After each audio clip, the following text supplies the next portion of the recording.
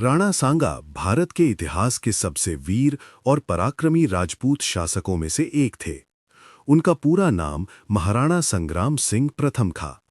वे मेवाड़, वर्तमान राजस्थान के ऐसे राजा थे जिन्होंने अपनी वीरता, साहस और देशभक्ति से पूरे भारत में प्रसिद्धि प्राप्त की। राणा सांगा का जन्म 1482 ईस्वी में मेवाड़ के राजघराने में हुआ। उनके पिता राणा रायमल थे। बचपन से ही राणा सांगा बेहद साहसी और युद्ध कला में निपुण थे। राजगद्दी के लिए अपने ही भाइयों से संघर्ष करना पड़ा।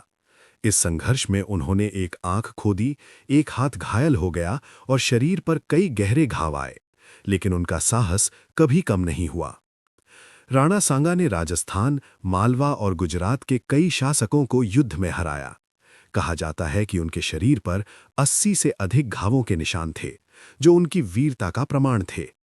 उन्होंने कई राजपूत राजाओं को एकजुट करके विदेशी आक्रमणकारियों के खिलाफ मजबूत शक्ति बनाई।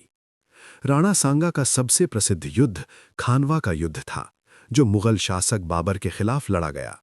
इस युद्ध में राणा सांगा ने विशाल राजपूत सेना का नेतृत्व किया।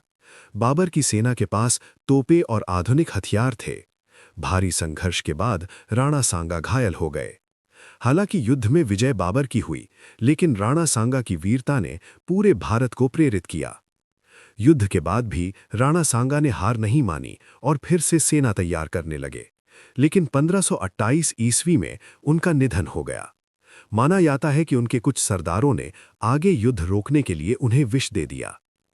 राणा सांगा के जीवन से मिलने वाली प्रेरणा: कठिन परिस्थितियों में भी हार न मानना, देश और सम्मान के लिए संघर्ष करना, एकता की शक्ति सबसे बड़ी होती है।